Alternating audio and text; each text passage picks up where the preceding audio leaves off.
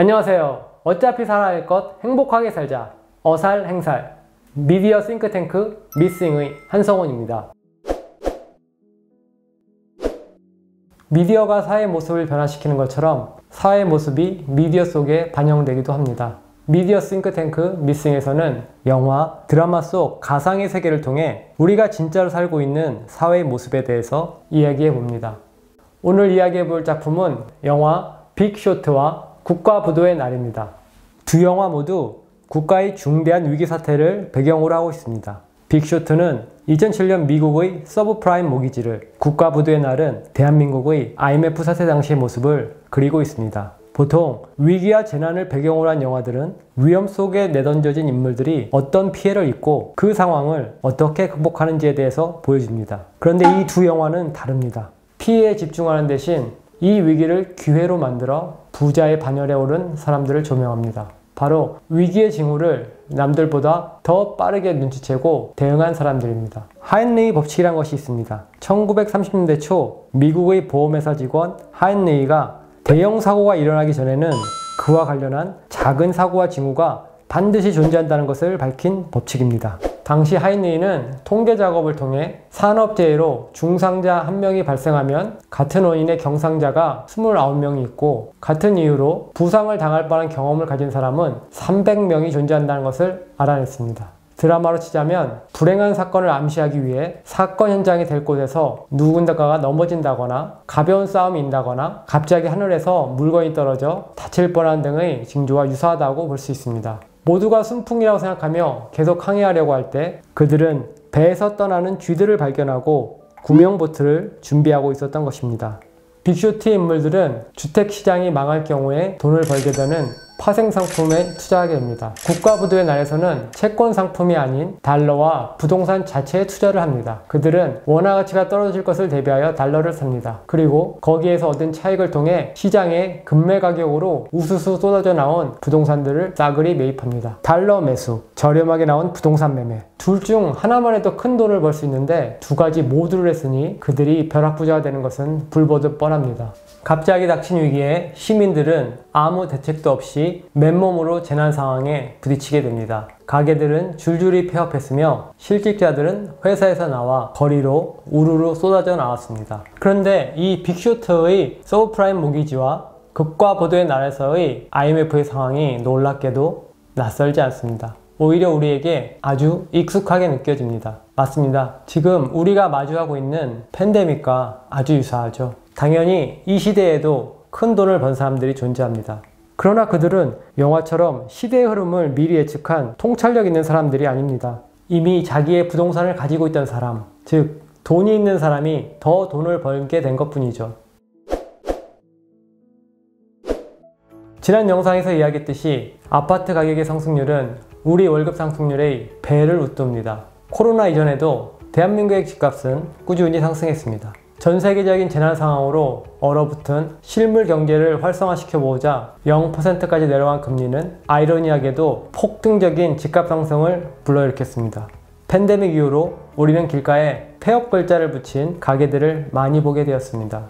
어떤 자영업자들은 폐업을 하게 되면 이미 눈덩이처럼 불어난 빚을 한꺼번에 갚아야 하기 때문에 폐업조차 하지 못하고 있습니다. 팬데믹 후 전 세계적으로 백만장자의 재산은 50%가 넘게 늘어났습니다. 한국도 마찬가지입니다. 다만 조금 특이한 점이 있습니다. 한국과 비슷한 자산 수준의 국가 싱가포르에서는 순자산의 상위 10%에 해당하는 사람들이 전체 36%에 불과한 반면 한국은 41.5%나 되어 다른 나라에 비해 상위 계층에 부가 더 몰려있다는 것을 알 수 있습니다. 대한민국의 실직자 수는 100만 명이 넘어버렸고, 누군가는 국가에서 지원해주는 재난지원금을 쪼개 한 달을 겨우 살아갈 때 어딘가에서는 갑자기 늘어난 재산 덕에 마세라티를 살지 포르쉐를 살지 고민하고 있는 겁니다. 영화처럼 이미 어느 정도의 재산을 갖고 있던 이들에게는 코로나가 호재였던 겁니다. 이러다 보니 자산이 없는 그 외의 사람들 마음만 조급해져 버렸습니다. 그들은 자신들이 급격하게 가난해졌다고 느꼈습니다. 미친듯이 치솟는 부동산 가격 때문에 열심히 일해봤자 집 한 채 사지 못하는 현실을 마주하게 됐으니 어찌 보면 당연한 심리일 수 있습니다. 이들에게 부동산은 이제 넘보기 힘든 심포도 같습니다. 그동안은 그래도 멀리 있는 꼬린 지점의 결승선 정도로 보였는데 이제는 저 하늘에 떠 있는 손에 닿지 않는 무지개가 되어버렸습니다. 그렇다고 가만히 앉아 하늘 높은 줄 모르고 치솟는 부동산 가격을 보며 멍만 때릴 수는 없습니다. 사람들의 시선이 적은 자본으로 큰 돈을 벌 수 있고 미성년자부터 노인까지 남녀노소 누구나 쉽게 시작할 수 있는 재테크로 향하기 시작했습니다. 맞습니다. 바로 주식입니다. 팬데믹 사태로 생긴 눈에 띄는 변화 중 하나는 20, 30대의 주식 계좌 개설률이 유례없이 늘어났다는 겁니다. 부동산에 비하면 주식은 제법 공평해 보입니다. 일단 주식을 살 수 있다는 기회는 모두에게 균등하게 주어져 있기 때문입니다. 게다가 제법 노력하면 배신할 논문은 보이지 않습니다.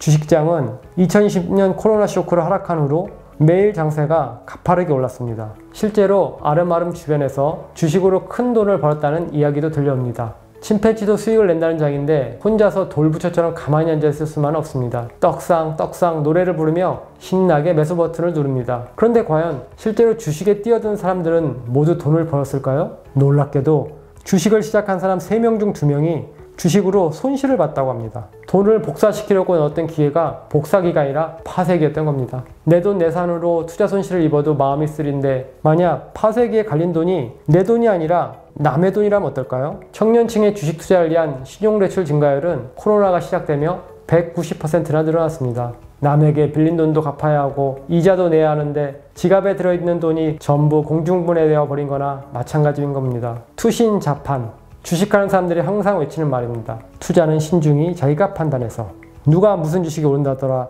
이게 곧 상장한다더라 하는 말들에 휩쓸려 투자했다가 잃더라도 절대로 남 탓해서는 안 된다는 뜻입니다. 물론 남 탓하고 싶겠지만 매수 버튼은 내 손가락에 눌렀으니 절대로 남 탓해서는 안 된다는 것, 그것이 바로 주식이란 겁니다. 코로나 이후로 생긴 신조어 중에 청년 실신이란 말이 있습니다. 졸업한 청년 대부분이 실업자 아니면 신용불량자란 말입니다. 국민 순자산이 6.6%나 늘어난 시기 안에 만들어진 이 단어를 통해 얼마나 계층 간의 격차가 심화되고 있는지 느낄 수 있습니다. 지금 우리가 살고 있는 이 시대의 모습이 빅쇼트, 국가부도의 날과 비슷해 보이지만 영화와 달리 이 위기 상황이 어떤 사람들에게만 호재가 되고 있는지 살펴봐야 할 때라고 생각합니다. 그럼 오늘은 여기서 인사드리겠습니다. 다른 의견이나 감상이 있으시다면 댓글로 남겨주세요. 어차피 살 거 행복하게 살자. 미디어 싱크탱크 미싱이었습니다. 감사합니다.